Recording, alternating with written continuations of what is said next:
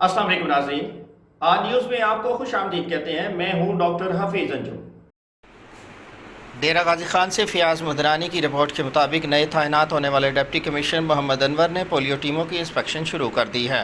मोहम्मद अनवर ने इस सिलसिला में जे ब्लॉक डेरा गाजी खान का दौरा किया। CEO health doctor Atiqur Rahman भी इनके हमरा थे। डिप्टी कमिश्नर ने फील्ड में पोलियो वर्कर्स की कारकर्दगी का जायज़ा लिया और गुफ्तगू करते हुए कहा कि पोलियो का खात्मा हमारी अव्वलीन तरजीह है। पोलियो वर्कर्स मेहनत से फ़राइज़ अंजाम दें। पोलियो वर्कर्स का सख्त गर्मी में शहरियों के घरों तक पहुँचना काबिल सताइश है। एहसास पोलियो मुहिम का मकसद नई नस्ल को मुस्तकिल माजूरी से बचाना है। शहरी अपने बच्चों के सेहतमंद मुस्तकबिल के लिए इन्हें एहसास पोलियो के हिफाजती कतरे ज़रूर पिलवाएँ। ज़िला भर में महकमा सेहत व अलाइड महकमों का स्टाफ 5 साल से कम उम्र बच्चों को हिफाजती कतरे पिला रहा है।